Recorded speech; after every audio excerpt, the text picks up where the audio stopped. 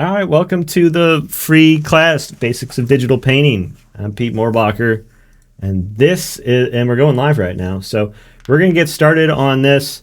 First up is Amanda. The plan is we're going to do crits for homework for last week. I've got a whole bunch of them. The plan is kind of rattle through them pretty quick. If your work appears up on screen, feel free to raise your hand. And you can come on stage and chit-chat with me for a second. You don't have to if you don't want to. I'm just going to say some things, some nice things, maybe some critical things about your work. And then at the end, I've got an assignment for next week. And I'll be uploading the reference for that at the end of the session. So I'll be giving out homework at the end of this hour. So Amanda, if you want to pop up on stage. Otherwise, there you go. Hey, how's it going? Hello. I'm good. How are you? I'm doing really good. Your work this week reminds me of a game series called Axiom Verge. Yeah, I took some inspiration from that. All right, yeah. I love Axiom Verge. I haven't gotten through the second one yet, but yeah, the first one's great. The second one is super weird, if you can believe it. What was your experience like with the assignment this week? The landscape was tricky at first. I started it yesterday, and then I picked it up again today, and just like fresh eyes. And I'm like, you know what? Let's do wintry. Let's try to get that blowing snow going. Mm-hmm. I'm not used to drawing these kinds of landscapes, but it was fun, and it was a good kind of challenge. Okay, great. I like the thing that's stealing the show here is like the really interesting design for the weird biomechanical, demi-human monster thing on top of it. Yeah. For the snowy landscape, I'd say my one piece of wisdom when it comes to drawing snow is that like you tend to not get a lot of variation in value across a snowy landscape. So if it's going to be dark, it tends to, snow can actually go towards near black if it's really dark out. And if it's not, if it's getting some light, it tends to kind of spread out over the surface of the snow. This is a critique that I think has come up a lot throughout this session is that like where people were struggling with the landscape, I think the thing that kept happening was I think it was an excess of contrast between the different plane changes on the landscape. You know what I didn't do is I should have actually downloaded I don't have the image ready of the reference photo. Hold on a second, I'm going to pull that up so we can compare it, because I think I have a point here, but I want to make sure I'm not off base. Oh, where's the homework channel? Oh no, the Discord interface is garbage. Trying to cram every single thing onto this one sidebar is crazy. All right, here we go. Just get to the top here and pull the reference image. There we go. Yes. Theory confirmed. All right.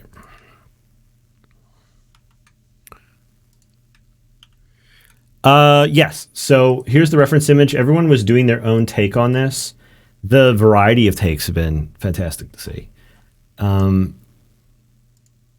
So what's happening in a lot of cases, like we have like a decent amount of contrast going on throughout the scene, but you can see like the darkest parts have to do not with the plane changes on the grass, but on the clouds that are blotting out the light a little bit.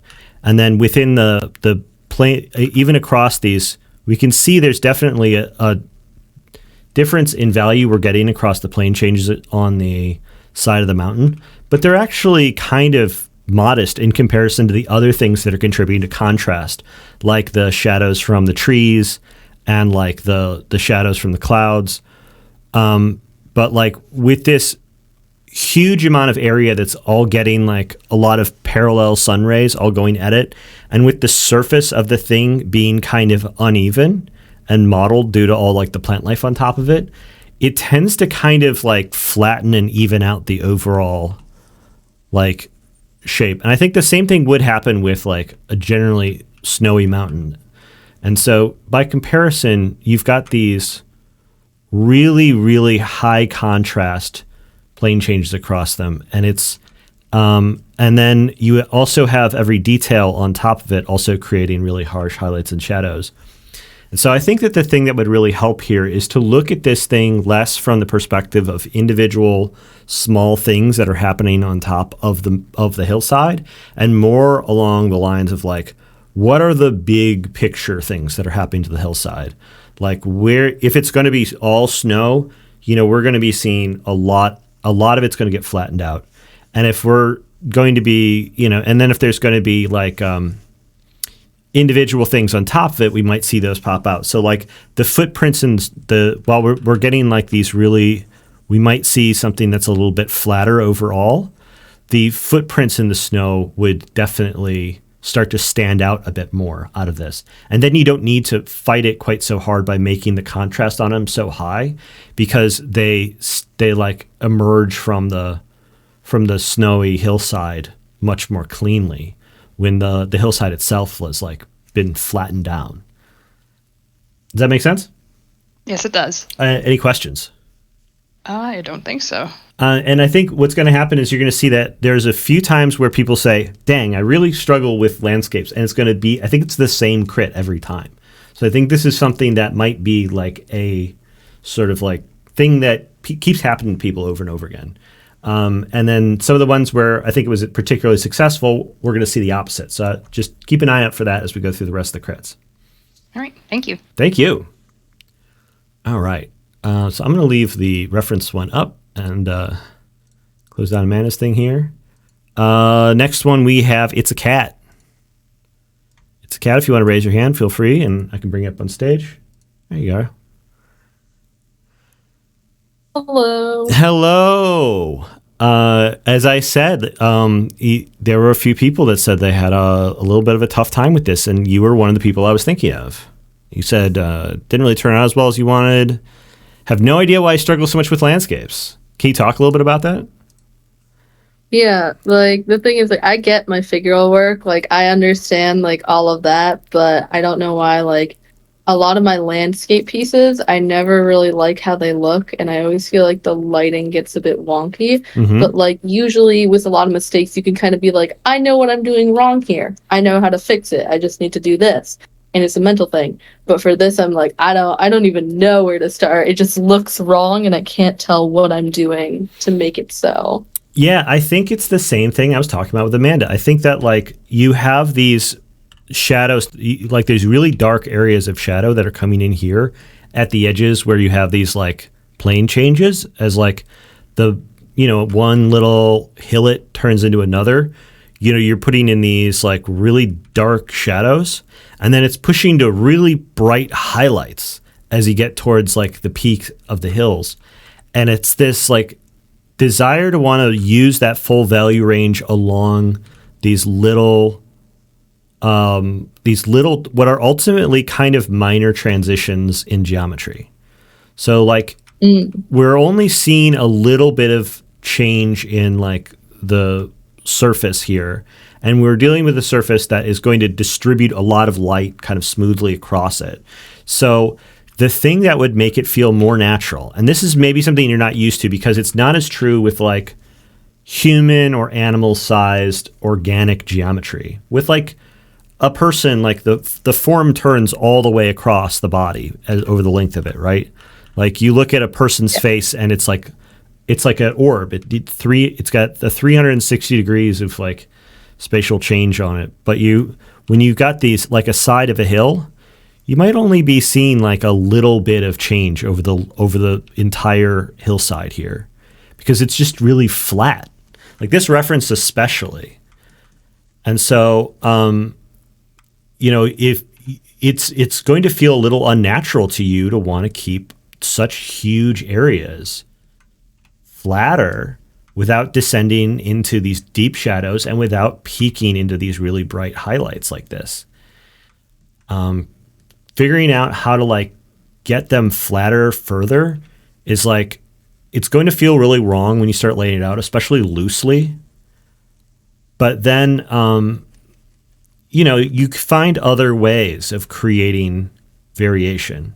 Like I was saying with the reference, we see actually a lot of value variation happening as a result of things like where there's trees versus no trees, where there's shadow versus no shadow. Like you can see the shadow being cast across the hilltop here is just bathing almost all of it in a very, very similar value. There's a little bit of like lumps and bumps and whatnot to create variation inside that, but the broad shape of it is so similar. So if you wanted to have like a big spotlight happening here from above, like from the glowing wolf thing, instead of catching these little edges the way it would if it were like an organic object across a hillside, you might be seeing just like a lot smoother overall shapes, like bigger, flatter, more even shapes. And Okay. I think if you were to try that out and then you were to be really picky about where you're making these plane changes, I think it's going to feel really wrong to you. And then you're going to look away and look back and you're going to go, oh, wait, actually, it's kind of coming together. It's like because your expectations and what you're seeing are going to be fighting each other a little bit when you look at it. Yeah. Does that make sense? Yeah. Thank you so much. Any questions? None that I can really think of. No. Thank you so very much. All right. Thank you so much. Thanks. Who we got next? Anathay. If Anathay is here and wants to come up on stage, I don't think they're here. I want to say, hey, I thought you did a great job. There's a couple of things I want to call out in particular that I thought you did really well with. Number one, I noticed that a lot of people have been following along week to week and they're trying to use brushes that are really, there's two ways I'm seeing people use brushes a lot.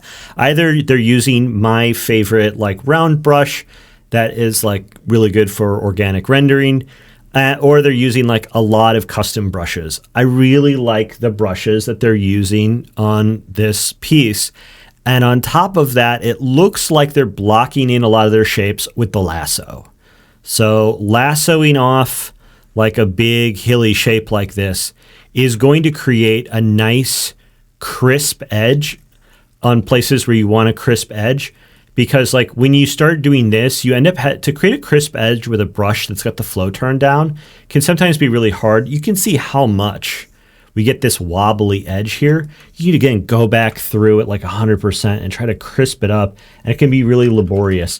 So it's much, much faster to go ahead and like lasso those areas off. And then you can see that the rocks that they were adding in also kind of just lassoed in rather than trying to create them out of brush strokes. The lasso tool is incredible. It's one of the best tools in any digital painting program. So highly recommend for quickly blocking things in. I think it's especially useful for things that have abstract shapes like landscapes that have big pointy mountains and they're not so precise about needing to be proportioned the way that a face is. Lasso tool is one of the best things to reach for. And then when you have this edge that's too hard, you can go in with a little bit of textured brush or something and bust it up. And when you've got like a snowy hillside like this, hey, you've got this perfect excuse to start to break out that edge because you've got these little bits of snow that are blowing off the top. You're not necessarily needing to reproduce reality here. What you have is a need, which is like, my edges are too hard. And then you go, I have a good excuse as to what I can do to soften those edges. And so we bring this excuse in and it becomes an artistic choice. Very, very smart.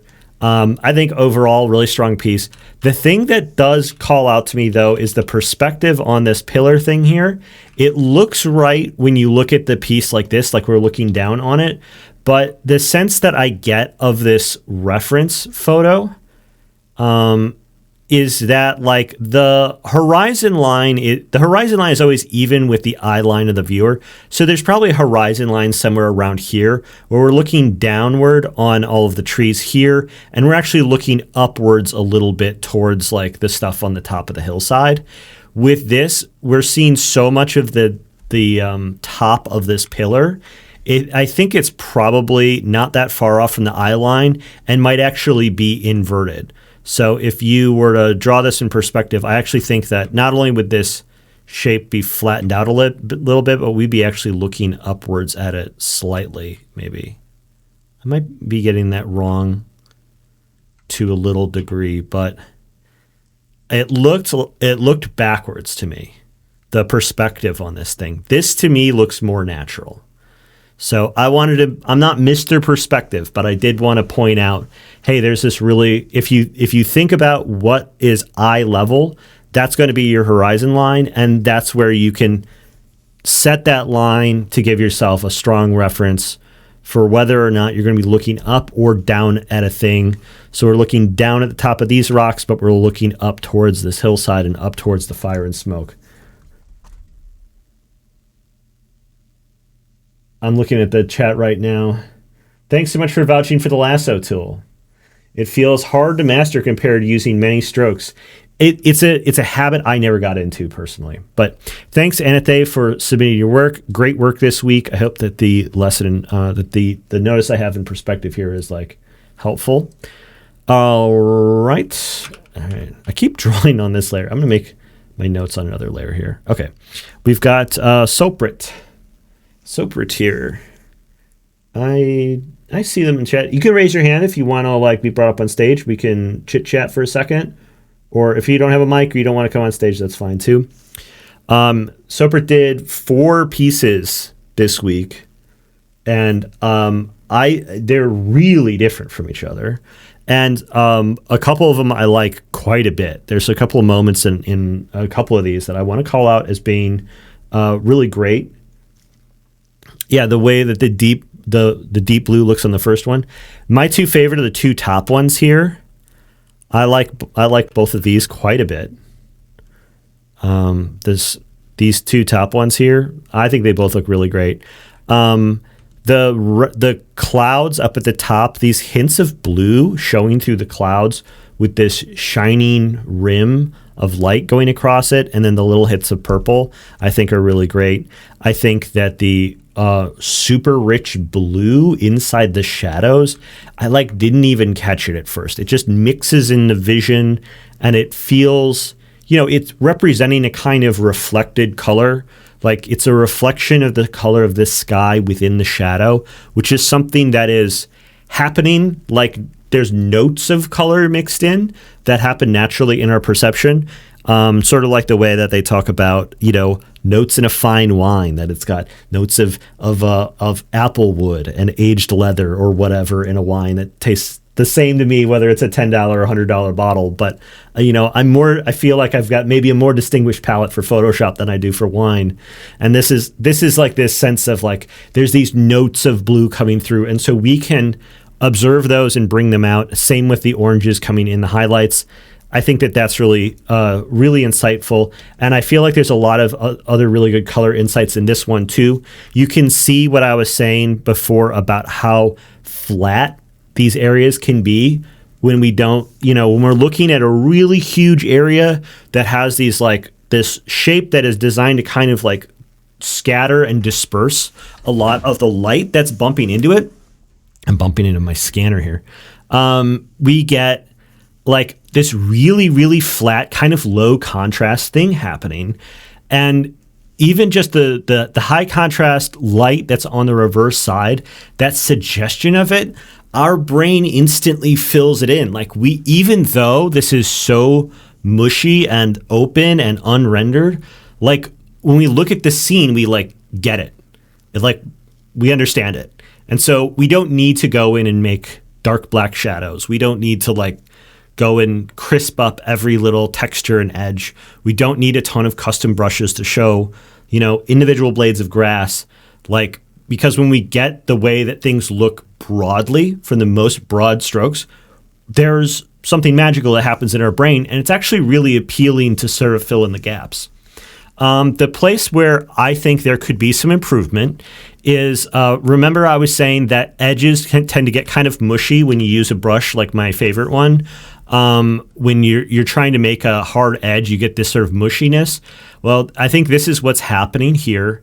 This is a case where, like, if you were trying to speed paint through this, you might get better results from lassoing this off or using a tool that's actually got the flow turned up higher.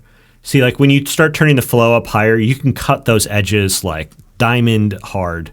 And you can still just make brush strokes if you don't want to lasso them in. So I think that the thing that's missing for me out of these is I would love to have seen more textural kind of breakup of some of these edges that just a little bit mushy. This is where like a texture brush can come in and just do the same thing as blending, where it's creating a softer edge, but it's giving it a little bit of texture that, adds visual variety. You don't need to be super precise about it. And then with some of these edges, I think they just need to get hardened up. And that can either be done with the lasso or by using a brush that has the flow turned up. But really great work. This feels like somebody who really is having an easy time with landscapes. First, homework. Yeah, a few different lighting variants. Hey, going and doing the same homework 4 times, you're basically getting 4 times the practice. So very cool to see. All right, who's up next? Paper.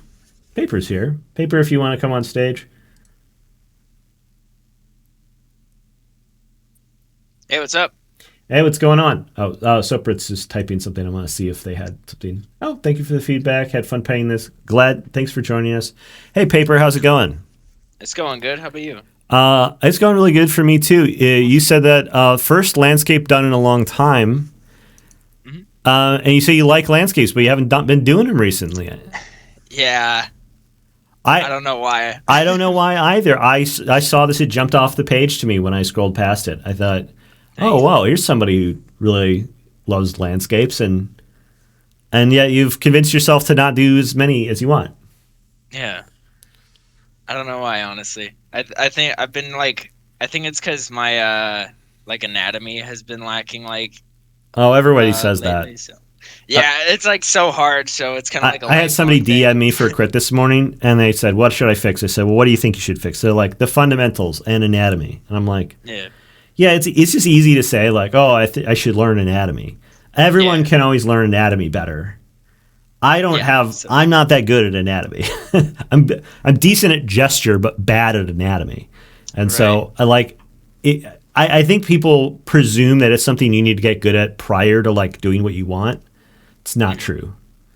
Yeah. I think after doing this, I'm maybe I should go back and do more landscapey things because I think the thing with landscapes is I have trouble doing I just love doing environmental pieces in general. I feel like that's kind of where my passion is, but Great. it's for the the technical ones where it's lots of perspective heavily involved and all these little objects and things. It's very hard for me to do that stuff, but when it comes to naturey pieces, I kind of feel like Bob Ross when I'm doing it, and I'm like, oh man, I'm just having such a great time. And There are many artists that have made their whole career out of just drawing trees and rocks and clouds and hills. There is a whole market for people who only draw that. And if you love that, I say dive deeper into it and figure out how to maximize your investment in making those kinds of pieces rather than taking extra time to presume that you need to be good at these other things before you can go and enjoy yourself with art. Cool. Yeah. So that's the big thing I wanted to stress with this. The other thing, I am going to yell at other people about this too. I'm a big hater on this kind of custom brushy foliage. Yeah. I don't like it when it's up close like this and it's dominating the foreground.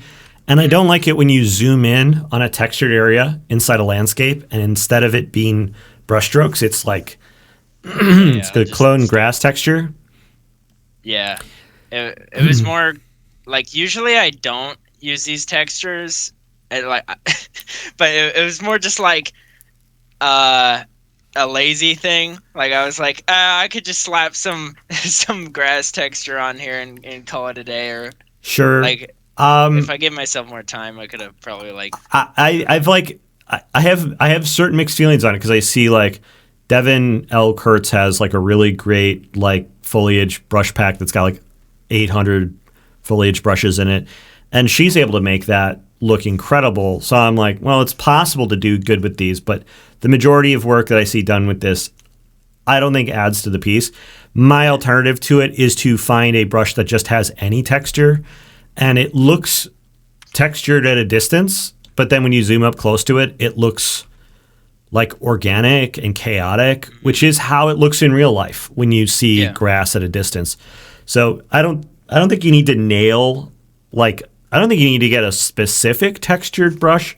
I think any textured brush that just kind of, I only have one that I use. Yeah. Which is, not optimal, but I'm lazy and I never get in trouble for it. So I'm like, I use this Photoshop default textured brush. Texture brushes are great for this sort of thing. I just think that getting hyper specific about, I'm going to do the flowers with a flower brush, I'm going to do the grasses with a grass brush, I say, forget it. I had another feedback. Yeah, I also think just watch out about going too black with these nooks and crannies in here. Just like I was saying before, I think when it flattens out a bit, you're not really getting the kind of ambient occlusion that you get with smaller objects on a landscape. So you don't have these like dark, like linear crevices that happen. Instead, you have these like broader, larger shapes that and I think that will end up adding to the naturalism some. I see. Mm-hmm. Yeah. Awesome. Any questions for me? Well, you got me. No, I don't think I have any questions for this one. Thank you. All right, great. Well, great job on the work, and I hope you indulge in some more landscape painting. I will. Thanks, man. I think Elfire is like, oh, hell, I use that brush too. Yeah, well, you're coming up. Don't worry. You'll get yours. You're next.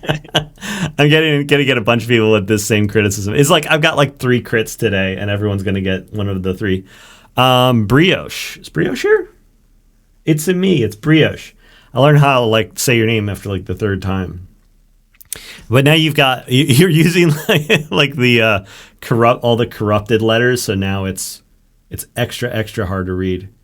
If you want to raise your hand, come up on stage, you can. You don't have to. I'm just going to jump into it.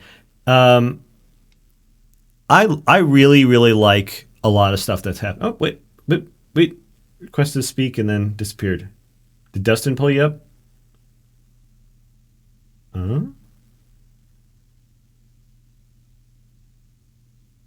don't know what's going on. I'm expecting them to pop on stage and it's not happening. Anyways, I'm gonna keep going into it. Yeah, you can raise your hand and come on stage if you want to, or if you're having connection issues or something. It's fine. The things I like about this are there is some. Oh, okay. Feel free to raise it again. I don't know. Oh, there you go. And you are muted right now. You need to unmute as well. We've talked. I've said to people. Hi, sorry. Hey, Brioche, how's it going? Yeah, that took a minute. Sorry about that. No Good. problem. How are you? I'm doing good. How was your experience with the assignment this week? I had a bit of trouble getting into it at first because I don't do a lot of landscapes either, but in the end it was really fun. You didn't fall into the same trap as I was telling a few other people about. You have these like larger, flatter areas of color, which I think is perfectly appropriate for the land, for the hillsides, and then also looks really good for the high contrast clouds on the starry background. I think overall the color palette and the values on this, they look really good. I was allowed to also praise your colors on this. Like you have this temperature variation where instead of having you have a lot of different greens going on here. You've got this really yellowy green for like the peak highlight, and then near the transition, you've got this more saturated warm green, and then you have these like shadowy greens with like a lighter and darker variant that are much cooler. And when we talk about temperature variation, this is what we're talking about. Right? And you have multiple shades of these like warmer greens, cooler greens, using a lot of them. And they're creating this very strong sense of 3-dimensionality because we've got this like fill light, this like more gray, cool fill light coming in on the shadow side, and a lot of these worms coming in on the highlights. And it, even without a ton of data, like we see, like I think you've actually exaggerated the topology of the hillside a little bit here, but it's like, I don't know. It looks very three-dimensional. The colors read really well. It looks amazing at a distance. The one critique I would say I have is that a lot of your edges are all they all feel a little bit in progress at the moment. You know, some of them, as we get close to the edge here, it's like, you know, we're getting some A bit messy. A bit messy. Yeah, a little messy, you know, and then it's like when we get to the where it turns from like the highlight to the shadow, you know, you can maybe find areas where this is broken up a little bit. You know, it's likely to zigzag a bit. You know, we're going to have a little bit of a chaotic pattern because it's such a, you know, there's a lot of smaller lumps and bumps across the whole hillside. And you have all the colors in here necessary to do this. So with this in the state that it's in, I would be like, oh, I've solved the piece. This feels so good. Now all I need to do is go in and add all the smaller transitions and smaller like details in order to get this thing to feel like finished. So I feel like you've accomplished the difficult work of this. And then if you wanted to go in and detail it more, it's just a matter now of sampling bits of it and just like, you know, cleaning it up wherever it feels a little messy to you. And so Yeah, that makes sense. softening it in some parts, crisping it up in others, and pushing around the colors that you already have. And then you can add some more lumps and bumps across these spaces here, or, you know, start to define some of these darker areas as being like forest that's on the side of the hill. Though if you add forest on the side of the hill, it's going to, the scale you have of like the little girl and the dragon and the sheep might be a little off because they might be big in comparison to the original reference image. You can see as we zoom in that all the stuff here is very teeny tiny. These trees are like They're pretty smaller than my small. characters. Yeah, so if we look at years, then it's like this girl is like, she's like 20 feet tall.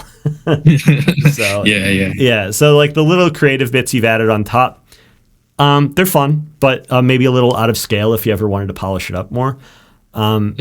Establishing scale on a landscape is something I'm historically very bad at. So I sympathize with like difficulty putting that together. Do you have any questions for me about this whole thing?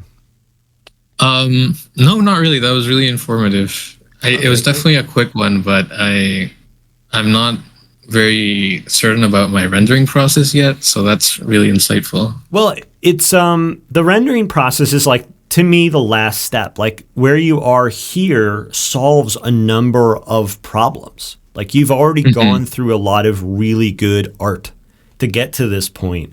And now you're like at the part of the process that's, everyone thinks like, you know, making a refined piece of art is all details and technical, but like a lot of the technical stuff is actually the broad strokes. And then the details is like spending another 10 hours with it, you know?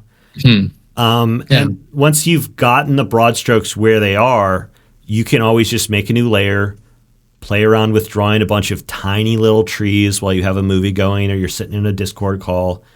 And, you know, you just pick your way through it. And then you discover, oh, half the trees that I just painted are completely out of scale with the other ones. And you're like having to erase it and redo an hour's worth of work. Like that's what detailing is. It's more of exercise in like stick-to-itiveness than it is like, you know, strong mental work. Like the kinds of problem solving you've already done, I think it really is the hardest part of painting. So if you wanted to spend extra hours on a piece like this after you got to this point, I think you're in awesome shape. Awesome. Yeah, I'll give that a go. Thanks. Yeah, thank you. All right. Well, thanks for coming on stage. We'll move on to the next person. Thanks. Bye-bye. Bye-bye. All right, Beast. I don't feel like I'm getting anywhere. I saw that comment and I was like, ooh. I really want to interrogate that a little bit because I don't think it's possible to be making a bunch of art studies every week and not get anywhere with it. I think you can definitely feel like you're not getting anywhere. But actually not getting anywhere, that takes skill. Beast, welcome. You're welcome to raise your hand. Okay, there you go. Attempted 2 times. Very good to see. Trying to apply techniques from previous homeworks, but only using the size flow brush. Yeah, I can see it. Yeah, the difficulties I was pointing out earlier, the shortcomings of the size flow brush, they come out really strongly in this, where you end up having a difficulty making a nice, clean, structured edge because the size flow brush that I recommend requires extra fiddliness to make a hard edge. It naturally wants to make a little bit of a soft edge. And so you can very easily end up with a lot of stuff feeling blurry and mushy at a time where you want to kind of make them, smooth things out with crisp edges, and it ends up, it feels like it's fighting you. Oh, hey, Beast, welcome. Oh, hey.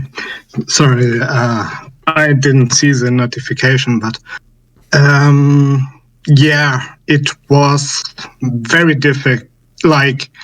Usually, I guess I would use an airbrush to soften up edges and stuff like that. But since I had a fresh setup and didn't have any brushes installed, and I just wanted to do the homework essentially, and so I was like, okay, let's just use the size flow brush, and that it kind of didn't work for me. I had the feeling. Yeah, and I can see where you're blocking some of this in, and then you're trying to do the rendering over the top of the size flow brush. One of the things that you can do if you have an edge that you want to maintain like this, there is a nice cheat that I can share with you. Let's say we're drawing a mountain side here and we're just doing it with the lasso for brevity, which is a perfectly fair way of starting things off. And we say I don't want to paint outside this at all because I don't want to have to constantly be painting back and forth with this moon in the background. We can do something called a clipping mask. And you make a new layer. Sorry about my microscopic UI here. I should start demoing in my other Photoshop. When you go up to layer, you're looking to add a clipping mask. Oh, yeah. See, right now it says release clipping mask. And you can see that the layer will jog over with this little arrow on it. The hotkey for it is Control-Alt-G, or on a Mac is Control, or Apple Alt-G. And you get this. There's also a way of doing it, I think, by holding a hotkey and clicking and dragging something. I don't know. But what you want to add a clipping mask. And what this does then is that when you start painting, it will never go outside the boundaries of the layer underneath it. So you make one layer that is going to be the silhouette of the mountain, and then you make the next layer. See, I've got this big rough brush here. I can start to paint in the interior shapes of the mountain, and it never goes outside of it. And so I'm really able to really quickly mock in some loose strokes, but with a nice crisp edge. Does that make sense, or would you like me to demo some other part of that? Yeah, I'm already familiar with the concept. Okay. I didn't use it, but yeah.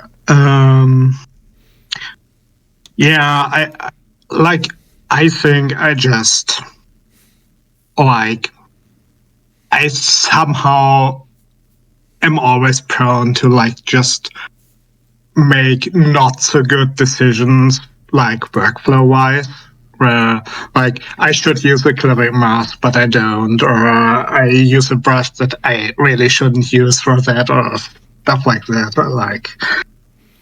Yeah, I mean, I'm familiar. I tend to default back to the simplest option when I go to paint stuff, rather than always using what's going to be best for the process. And I think that when you're first learning this stuff, it requires a little bit of extra effort to make sure that you are practicing good technique in order to or good process in order to get the best results. Because when you've been painting for 20 years, you can be a little sloppy with it, and then like you just have muscle memory for how to kind of tuck in all the edges kind of quickly, and so you can be like lazy about it. But for you, I think you need to definitely use all of the tricks and techniques that you know about in order to get your best results. All right. Thank you. Any questions for me? Okay, he's gone. Alt click at the bottom of the layer. Yeah, there it is. I knew it was in there somewhere. But yeah, so like you can see that the brush strokes go outside the layer here, but then when we add clipping mask, it clips them inside. It's fantastic. We can see that in isolation right here. That this is without the clipping mask and this is with it in. And what's great also is that you can move this layer. It's just moving it around like this. But, when it's clipped inside of here, you could make some really brushy looking mountain stuff really fast without having to put too much effort into it. Thanks, Beast, for sharing your work this week. Next, we've got Miguel Firewolf. It's your turn. I use the Alt click a lot. Yeah, there's 3 different, just like everything in Photoshop, there's 3 different ways to do it. I have muscle memory for Control Alt G. I'm gonna bring Miguel up on stage. Really enjoyed this one. Been avoiding making landscapes for a long time. Didn't know where to start. Hey, Miguel. Hi, Peter. How are you? You were saying something about played with perspective on this one, give a little bit of atmosphere and depth. Nice call. I really like the sense of depth in this piece. Yes, I try to give a more bluish color on the forest part of the landscape. That's exactly right. And at the beginning, I used your texture brush, but because I started the last night, and I wanted to something that looked like grass. I didn't know how to do it at first, so that's why I use the texture brush for grass. But I start with yours. If you can see the forest part near to the castle, you can see more strokes that is using your. Oh, using a texture brush? Yeah. I mean, I think that this texture over here, it looks, it looks textured, like it looks like a foresty. Yes, the trees is a texture brush, okay. But I mean on the grass. Yeah, and then on the grass, I think it looks less like grass, just because when we see these like repeated shapes over and over again, it's distracting. So yes, I think you're better off just using the round brush and having no texture. If you have the values right and it's still kind of blotchy and patchy, like you've got like blobs of color to make it uneven and patchy, that's going to make it look more like grass than I think using something that's explicitly a grass texture. And then the key is if you paint something that is very smooth overall, and you want to get a sense of texture, and there's really not a lot. So if we were to smooth this out, I'm going to be running out of time today. I've got 2 ambitious pulling pieces to look at, so we're going to have to blow through some of these. You can then go in, and what I typically do, I do this with hair also when I'm painting hair, is you just add a couple flyaways or whatever. I use the same brush, I just tone it down, and then you can pull out like a few pieces here or there to, instead of trying to do texture over the whole thing, it can be fair to like have it be pretty soft overall, and then find a few key areas where you're like, that's where the really big grass is. That's where the really high contrast grass is. Or like with hair, when you like do the big shapes of the hair, you then only need to like maybe draw a couple of like loose hairs on top of it. A couple of flyaways, they call them in the fashion business, I guess. So just like nailing a couple of like loose flyaways and having everything else be flattened is going to give the suggestion of texture, and it's going to require less work. And I think it's ultimately more aesthetic than seeing like a lot of layered custom brush like this. Yes. You can also, you've done a very good job with the texture on here overall. The thing that stands out to me about it is how kind of even everything is. If you want to make it look a little bit more natural, what I would recommend is that you pick areas where like you have this splotchiness, but it's like all about the same grain overall. It's like evenly distributed. Also look for ways of making larger, looser blotches. Oh, okay. So that there are areas that are like more, just looking at it from a distance more broadly. It's easy to look to feel like you want to get things looking more precise. So you get smaller and smaller and smaller until it all just turns into pixels. But you're going to get a better result by getting it to look right from like squinting and leaning back a little bit. If you can get that, and then when people zoom in and they just see brushstrokes, they're going to be happy. So yes, don't worry too much about being precise about every inch of it. Actually, that is one thing I usually see on many artists that do landscapes. That when I zoom in the works, it really blows my mind that I just saw the strokes, and it's like, oh my god, how they do that great piece and just doing strokes. Right, and it's actually really aesthetic to see that, and so like. I would try to crack that code more so than like worry about getting every leaf and every blade of grass and every little chunk of rock. If you can figure out how to get it to look right without painting it, it's going to be more impressive. And then you have the ability to control it all the way down to drawing every little leaf or to give the impression of it with a single brush stroke. That's where like your real potential comes in. And actually, that's as I told you, that's the first thing I do at the beginning, near to the castle on the left side. I just do strokes. I don't use the brush for the trees, but because I start on the last night, I try to rush a little bit and start to use the texture brush, but I really want to try to do it just with your brushes, and try a lot of brushes. My brushes are nothing special. If anything, there's any lesson to be learned from my brushes, it's that you don't need good brushes. They're special because I think it's really basic, but with the past exercise that we do on with the hard brush, I see that we can do a lot just with one brush, and I really want to try to do that.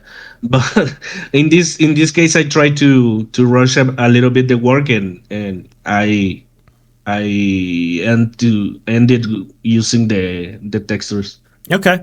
I'm looking forward to seeing what you do. I feel like your work is getting better really fast. I really like seeing you here every week. So thanks for participating again. Thank you, Peter. All right, we got to move. I'm running out of time here. Delia's always here. Or maybe not this week. Who knows? Delia. I am. Hey, you're able to invite yourself on stage. Hey, how's it going this week? Good. Did more experimental stuff. I kind of loosely looked at the reference photo and just kind of did whatever compelled me. It's not a reference photo that had a lot going on in it, but I feel like you actually captured it pretty closely, like more than average. Oh, thank you. I love the style. Thank you. I mean, do you love the style? Or you? Yeah, no, I do. It's something I've done occasionally with the flats and the subtle gradients. Yeah. And I figured, well, I kind of just wanted to focus on the colors and how it looks at a different time of day. So, I actually went in pretty closely at first with the same colors that I have now, and just slightly modified it. And yeah, it was inspiration from Firewatch a little bit, and then another landscape artist that does a technique that's kind of similar to this. Yeah, you said Philip Sue. I know Philip Sue's work. Yeah. Yeah. I I love it. Like, and it's like, again, like, we work together and we were working on like you doing like chibi sticker art and like, some character paint and stuff. And then you did that one like study with like the 3 colors, and I was like, whoa, what the hell? Where did this come from? And then here we are again with a really limited range of values, more of like a printmaking style. And again, it's like popping off. Yeah. So I don't know. I don't have anything like, I wish I could be like, here is a point in space. Move towards that and you will find glory. But yeah. I just know that like whenever you've been doing these more like simplified contrast sort of pieces, like you keep just like delivering really incredible work. And so I keep wanting to call it out and be like, Delia, these are great. Thanks. And reinforce what I'm sure you're probably already feeling, which is like, I'm sure you're happy with these two. So yeah, I felt pretty good about this one. I feel like I'm obligated to say some mean stuff now. Yeah, the rendering on your clouds needs a little something. Either make it solid or make it blended. And then I think that this watchtower here is too detailed. Okay, yeah. It stands out to me almost like a piece of clip art, but zooming in, you've made it by hand. But it comes off as being in a different style than the rest of the piece in a way that I don't think is assisting you. It was actually an afterthought. Like, I wasn't going to add a tower, but I felt like it needed a point of focus. So I was like, I'll just slap it on. I like the idea of the tower, but I think part of it is like you have the contrast set differently than the surrounding objects. Like the trees here are just like a lighter color by like a decent amount than this. And like, I feel like if you had just kept the contrast of this flattened a little bit more, and then just used like the glowing orange from up here in the windows, that like, that was maybe enough to call attention to it. I think your minimalist sensibilities are so spot on that like, I don't think you actually need that much more to be able to get this thing to integrate really smoothly. The same thing with the shadow here. It's like, again, you're making it by hand, but at a distance, it looks almost like a transformed, like, copy or something, because it just like it comes off as being a little too noisy, maybe for the level of detail of everything else around it.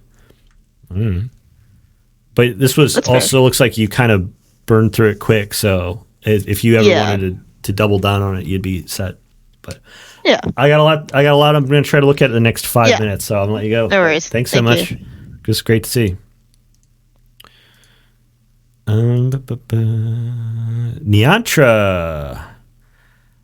I had a rant for this.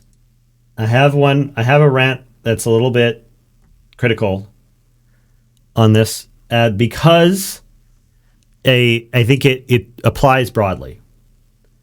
So Niantra, if you're here, feel free to come on stage. That way I don't feel like I'm just beating up on like a person I'm seeing on the internet. But I like the idea of this. I like the landscape part of this a lot. And I like the desire to want to build it up and make something out of it.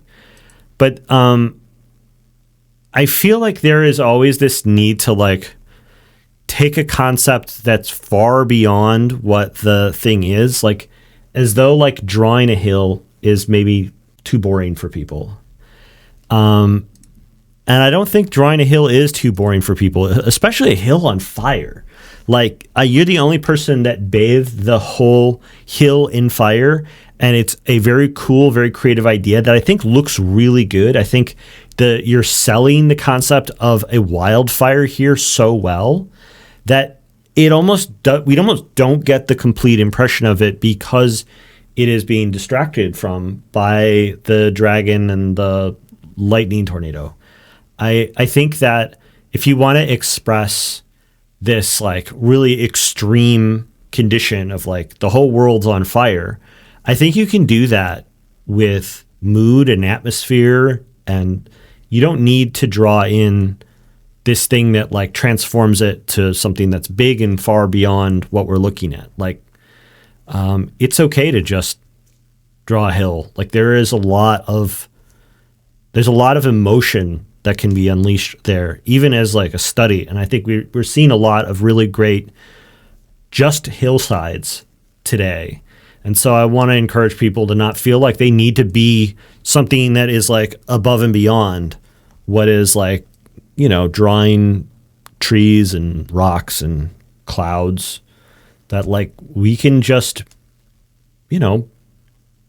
make things because, we see that the world is a beautiful place, and sometimes we want to share that by creating metaphor and fantastical imagery that like, exaggerates our perception. But I don't think that this level of storytelling is always necessary.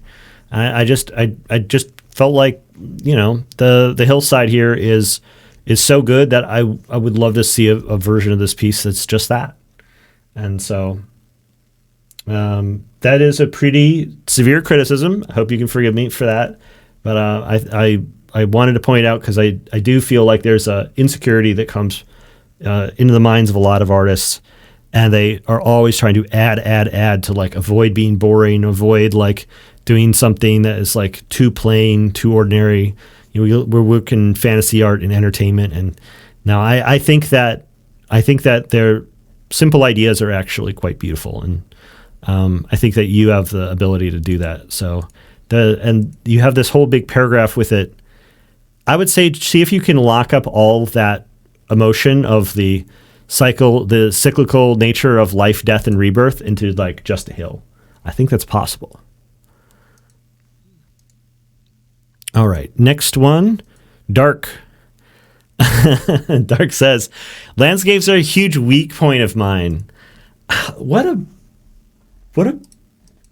like a brutal thing to say. It's like, Dark, you've delivered a fantastic looking landscape and you're out here doing the humble thing. No, I think I really flubbed it with like, I have like no hard edges, like you were saying with. I don't know. You have a variety of edges. Like within your soft edges, they feel controlled in their density. Like some of them are going a little bit harder and a little bit softer. It's very soft overall, but it doesn't feel like you are accidentally mushing your edges. It feels like you're purposefully mushing your edges. Yeah, I tried my best with like the direction of my strokes, but I felt like I didn't have as much control as I wanted, and I wasn't really sure about like the direction of the planes. I'm it's fine for you to have self-criticism, but I'm not buying it. I think that this is a really good piece. And like it gives a sense of space very beautifully. I think that it expresses the mood and atmosphere really beautifully. Like what I was saying just a moment ago about, hey, you can actually lock a lot of emotion into what is a fairly basic lumpy hill. And I think that this is one of the examples I was thinking of. Like I think that there is the starkness of this. You've taken this like beautiful, lovely daylit scene and turned it into, it could be snow, it could be ash. It feels like a far away, cold, lifeless place, and it's like overwhelming and kind of existential, which is super cool. And like you haven't needed to draw a giant dragon or make it set in the Dark Souls universe or anything. It's just like, I don't know, like it's a lot of atmosphere. So. Oh, thank you so much. I was really just going for a straight study. As straight as I could go with this assignment anyway. All right. Well, I think you did a great job. And if you wanted to go in and like tighten the edges down, I feel like you have all the tools you need in order to know how to do that. I think you just need to, spend a little time scraping in a little tighter if you wanted to. But also you kept it to an hour, which I think is good, nice, fast pace for a study. So I don't have any real feedback on this. I wanted to highlight it because I thought it was a really excellent study. But you're on stage if you want to ask any questions. Yeah, I was wondering about like the colors. It just felt really flat to me. I thought it was a choice. If you had any insight. I mean, you have a little bit of the reflected blue coming in across the top of the mountain. To add, you have very subtle color variations in here.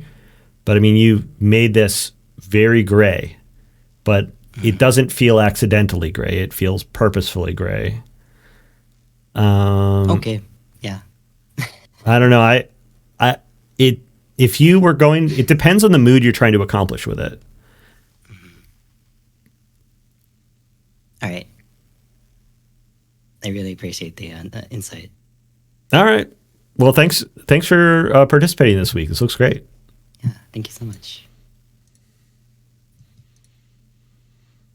Oh, Lex Persister. I saw you in the chat earlier. Hey, Lex. I think we're going to run long today. I'm going to try to get through people. Hey, Lex. Hello. First time doing the challenge. Welcome. You took 9 hours across 4 days. That's big effort. Yes. I love it. Yes. Playing with some custom brushes. First landscape. 51 days since you started drawing. Are you drawing every day since you started drawing? Yes. That's how I was when I first started drawing. It was like I started drawing one day and it was like nonstop for the first couple of months. Oh, that's great. But yeah, I want to keep it up. you said you spent 9 hours on a single piece, and seems like you've been drawing nonstop for like a good stretch here. I got to tell you, that's what it is. Like, this is welcome to art. Thank you. The reason I think a lot of us are in art is because like we do it like a lot when and like it's that kind of obsession that like gets people good at this stuff. And I'm sure you are learning very rapidly right now. I don't have a tremendous amount of specific insight from this piece to grant you on this, but I did want to highlight the the subtext I was reading in your comment and say that you're doing it just right. That this like kind of excitement and enthusiasm is a thing that if you can continue to align yourself with it is going to serve you really well, and you are going to continue to get better regardless of whether or not you are seeking out like a lot of instruction or tutorials or whatever. If you can just continue to like throw yourself into making paintings, it's going to go well. Thank you. Do you have any questions for me? What I noticed from watching the other beautiful works, by the way, was that I failed to kind of grasp how to make like nice hard edges for the shadows to have like a more realistic or hard surface. It's kind of what I wanted. I have no idea how to draw a sun. I figured out, and also the rim light was a bit tough for me to figure out how much should it come over the rim, and it kind of reveals my poor. I didn't clean up my pixelation from the texture brush I used, but were you using a pencil tool? It was hard to grasp. It was good. Were you using? There was Mark's bush brush, and I just abused it for like 90% of the drawing. But yeah. And the God Rays is just a fine line. Sure. Brush. I'd say generally the brushes I recommend people using are ones that they don't simulate what looks like a brush stroke. I think one of my grand insights about painting is that to make something look painterly, it's not about making that like crusty, like splotchy look of like a lot of brush strokes piled together. And so there's this desire to want to use like a brush that's going to create something that looks like what it looks like when you pile a bunch of brush strokes together. I think what's better is to just pile a bunch of brush strokes together. So taking a fairly simple brush and then letting it leave behind some marks on its own will create this kind of painterly texture all on its own. And that the painterliness actually doesn't come from these little artifacts, but the painterliness comes from the way in which we transition stuff slowly over space. So it's all about gradients. Like you see, you've got this orange background here. It's made splotchy like brushstrokes across it, but the thing that's going to make it look even more painterly is if you imagine that this is like a big, like this big area has like a soft gradient that is moving across the whole length of it as we get closer to the sun, like this. So very, very softly transitioning from like darker to lighter and just slowly having these things slowly move and like mix towards each horizontal other. as well. That basically everything in a painting is always like gradating as it's moving. Like there are some flat areas, but you could see even in Delia's where she was doing like a paper cutout style, there were still these soft gradients that ran across it, and that makes it look painterly. So painterliness comes not from the texture, but from these very long, subtle transitions over a long distance. So sometimes you'll have like an area that's generally very flat, but if you look for ways of gradating it, it will feel more painterly all on its own. It's these subtle gradients that ultimately create painterliness. And I see it. And so if you look for that in references, you'll find it. And then when you paint it, it will exaggerate. So whenever I see like a big flat area like this, there might be actually a subtle gradient that runs up the length of it.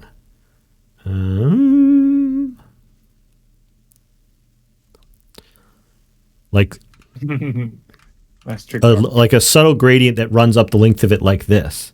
And so you may not even notice it at first, but if you look at just about any image, you can start to spot these like very subtle transitions over these distances. And as we like bring those into the work and exaggerate them, they give this painterly sense. And so learning to spot those big long transitions, that's going to add a lot on top of the work you're already doing, meticulously trying to recreate all the little bumps and lumps across the surface of it too. Awesome. Yeah. Embrace the gradient. All right. Oh yeah. That sounds good. So I'm using a literal gradient here, but this is also a good opportunity to maybe use a little light soft brush.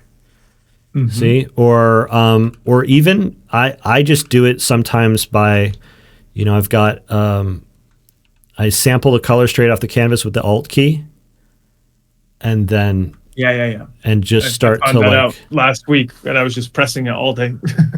My thumb lives on the Alt key. I've got if the keys wore down at all, I would have a thumb shaped indent in the Alt key permanently.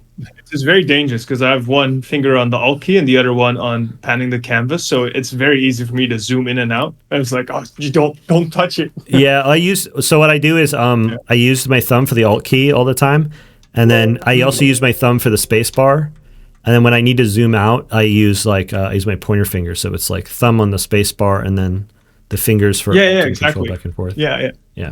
Exactly. All right, great. Any questions for me before I let you go?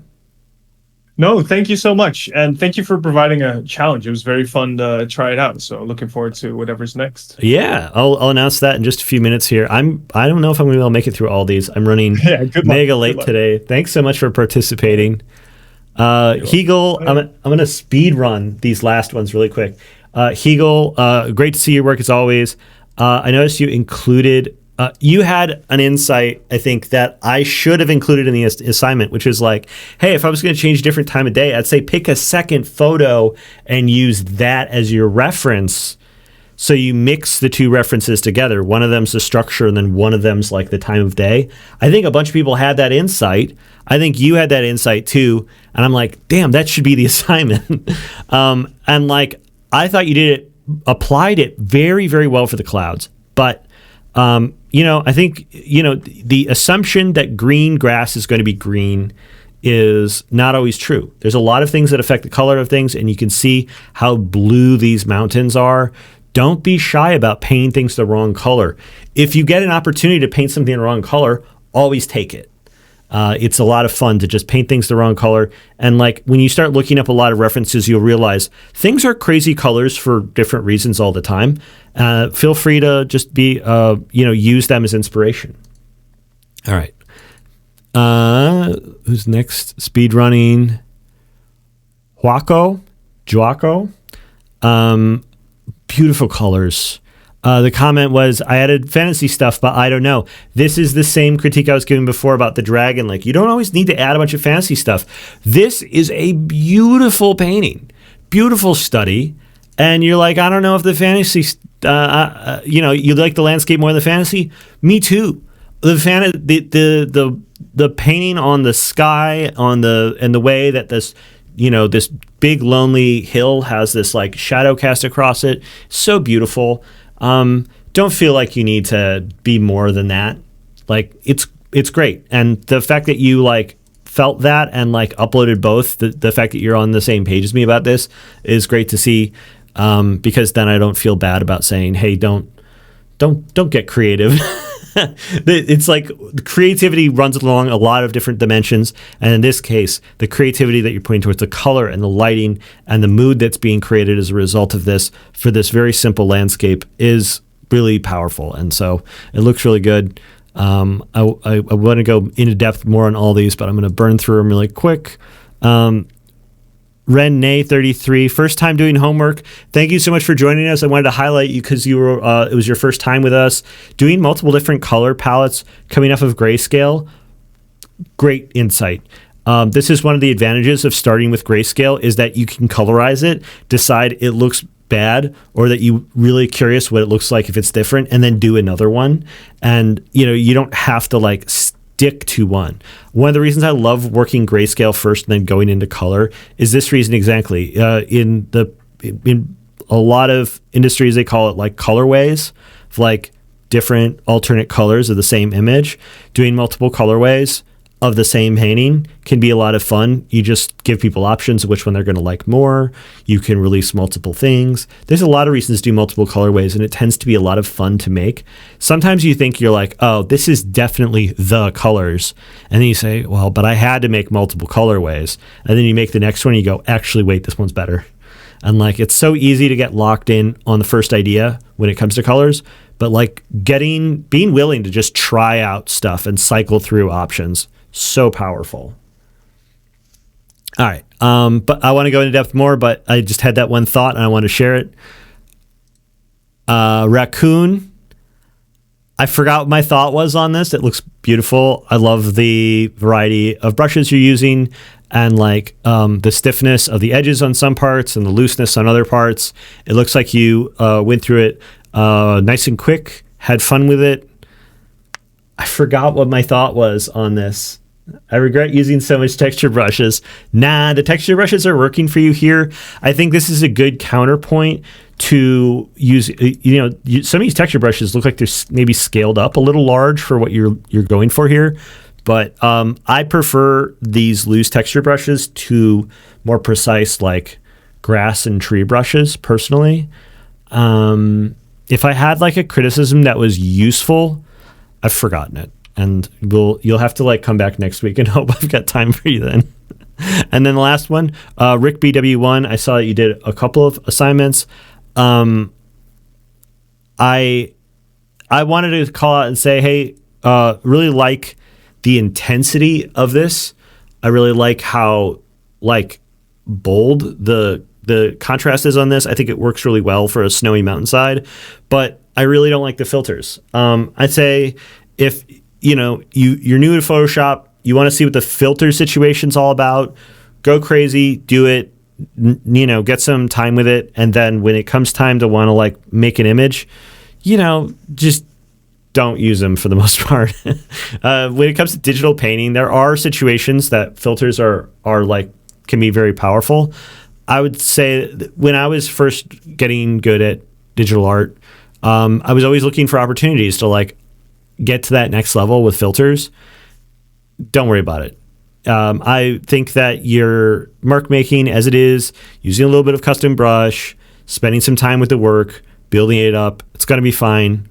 Filters are not going to be necessary, and they're not an essential tool for learning digital art. They are a weird kind of side thing that is sometimes useful in specialty situations. Don't stress about it. Have fun with them. And then I would say if you want to get better at digital art, put away the filters. Okay. Thanks everyone who submitted. I ran long. I got too ambitious this week with all the ones I wanted to pull aside comments on.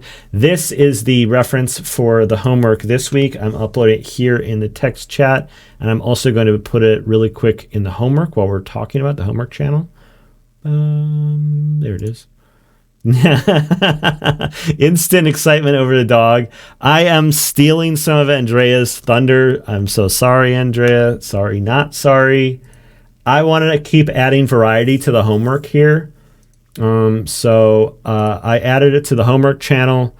We're going to do a study of this very good looking pupper right here. Sorry for the millennial slang. Sorry, not sorry. We've done some landscape. We've done a landscape. We've done a bunch of characters. We haven't done any animals. Dustin found this really excellent dog portrait that I thought would make a fantastic study. And so I'd love to see you guys do a take on this dog portrait. And I just wanted to make a really quick demonstration. I was talking earlier about how to make textured stuff look natural when I was complaining about the custom brushes. And now we have a perfect test case for it. Look at all of this fur on the edge here. What are we going to do about all this? I have a suggestion. First things first, make it in blobs. So blob it out. And, those blobs, they can have nice soft edges to them too. This is what I typically do is I'll soften that edge up a little bit. Which is not the way that it's going to look. It's not going to look correct when we zoom in. This doesn't look soft, but at a distance, it actually looks really similar. That a soft edge like this, when we're so far away, we can't make out individual hairs, that a softened edge like this actually looks mostly correct. And then what we need in order to get it to look more right when we get up close is to find like individual flyaways.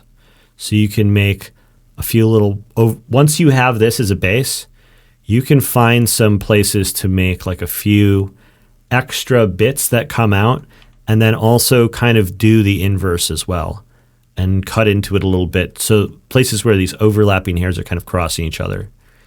And you can do this to varying different degrees with texture brushes, with a simple round brush. And once you get the overall big shapes, the big, the look, we have this huge mat of hair here. If you can get the values of the hair as it is when you squint your eyes correct, without all the individual hair chunks, you are most of the way there. And then breaking that up into slightly smaller bits by finding like patches where we're going to add a little bit of dark, add a little bit of light, and start to tease and separate and break up that softer patch. That's going to be necessary to give us a good looking hair texture overall. Trying to draw every individual tuft as its own solid shape, especially if you're just trying to draw out like a quick line drawing. If you're going to start drawing some structural lines, you're not going to draw every individual hair on the edge. Drawing something furry like this is going to require a lot of simplification in order to build up into a more detailed final study. So make sure you get the big shapes, make sure you get the big volumes, make sure that you keep soft things soft. Look for the subtleties that pop out when you blur your eyes, and then go find the detail. Find the detail later. This is going to be an excellent exercise in drawing like things like grass, like trees, like human hair, and entire dogs. So an accurate recreation of the Doggo Challenge, yeah, feel free to add a little bit of creative flair to it. I was complaining, hey, don't go crazy like trying to be like, this is the dog that is like at the end of the universe or whatever. Like a beautiful painting of a dog is also a very valuable thing. But if you wanted to add some of your own creative flair by dressing up the dog a little bit or stylizing him a little bit or whatever you want to do, go crazy, but I think this is a perfect opportunity to study hair and fur for this week. So this is the hair and fur challenge. All right. Thunder and flames. Yeah, you got it. Thanks everyone for joining me. I'm running late for dinner. My parents are calling me, wondering where I am.